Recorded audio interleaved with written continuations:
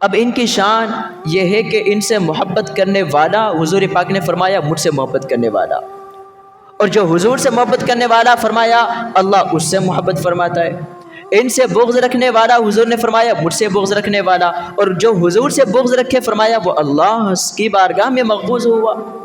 جو اللہ کی بارگاہ میں مقبوض ہوا فرمایا اس کے لیے دردناک عذاب ہے۔ یہ حدیث پاک حضرت سلمان فارسی فرماتے ہیں قال رسول اللہ صلی اللہ علیہ وسلم للحسن والحسین، رسول پاک صلی اللہ علیہ وسلم نے حضرت امام حسن اور حسین کے لیے کیا فرمایا؟ من احبہما احببتہ، فرمایا کہ جس نے ان دونوں سے محبت کی اس نے مجھ سے محبت کی۔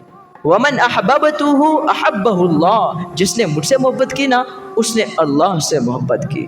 فرمایا ومن احبہ اللہ ادخلہ جنات النعیم، جس نے اللہ سے محبت کی اللہ پاک اسے جنت کے باغات میں داخل فرما دے گا۔ تو اہل بیت سے محبت کرنا گویا کہ اللہ تعالیٰ سے محبت کرنا ہے۔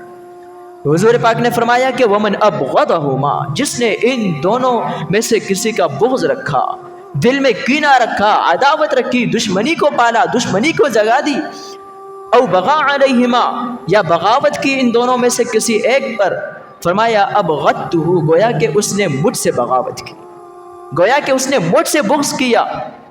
اور حضور نے فرمایا ومن ابغضتہ ابغضہ اللہ، جس نے مجھ سے بغض کیا وہ اللہ کی بارگاہ میں مقبوض ہوا۔